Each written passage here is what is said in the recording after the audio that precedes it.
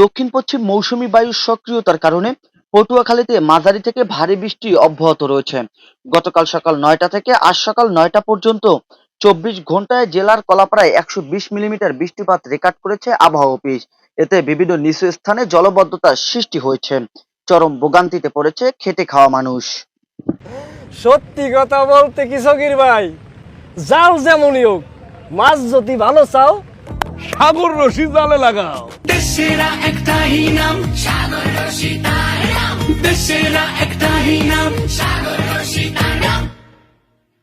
এদিকে সক্রিয় মৌসুমী বায়ুর প্রভাবে উত্তাল হয়ে উঠেছে কুয়াকাটা সংলগ্ন বঙ্গোপসাগর। সমুদ্রের তীরে আসছে পড়ছে ছোট বড় ঢেউ। পটুয়াখালী জেলা আবহাওয়া অফিসের ভারপ্রাপ্ত কর্মকর্তা মাহবুবা সুখী বলেন, পটুয়াখালী এলাকা দিয়ে ঝড়ো হাওয়া বয়ে যাওয়ার আশঙ্কা রয়েছে।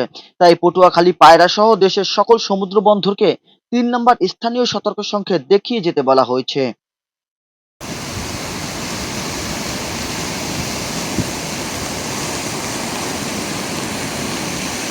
এবং সকল মাছ ধরার ট্রলারকে উপকূলের কাছাকাছি থেকে সাবধানে চলাচল করতে বলা হয়েছে।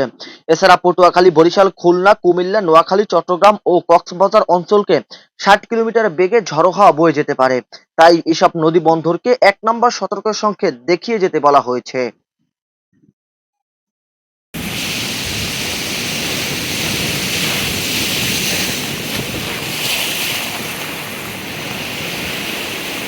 জাহিদুল ইসলাম জাহিদ, খবর কুয়াকাটা।